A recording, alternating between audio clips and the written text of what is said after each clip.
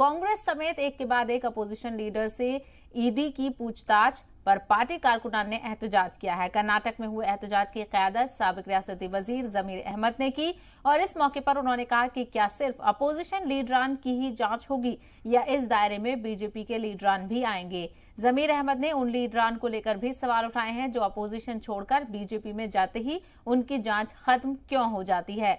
इस मौके पर उन्होंने राहुल गांधी को बिला वजह परेशान करने का भी इल्जाम लगाया।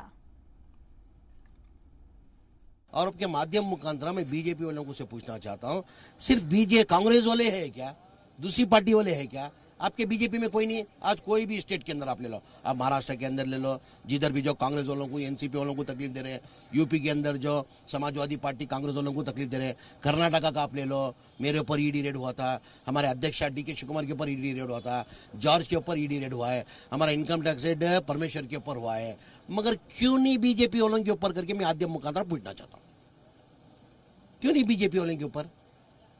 ये जानबूझ के ये हमारी पार्टी को, कांग्रेस पार्टी को 2024 का जो इलेक्शन है उसको डरते हुए, अभी बीजेपी के अंदर डेवलपमेंट वर्क नहीं है। अभी हमारी जब भी गवर्नमेंट थी, जवाहरलाल नेहरू रहने दो, इंदिरा गांधी रहने दो, राजीव गांधी रहने दो, हम लोग अपने साथ में बोलते थे हमने क्या डेवलपमेंट किया, वो पूछ के हम लोग वोट मांगते थे। इनके पास साथ में सुनने हैं, डेवलपमेंट सुनने हैं, पूरा प्राइवेटाइज कर दिया, कुछ पब्लिक में बोलने के लिए नहीं गए। खाली इन लोग हिंदू मुसलमान प्लस ऐसा वो तकलीफ देके ये करने वाले हैं लोग।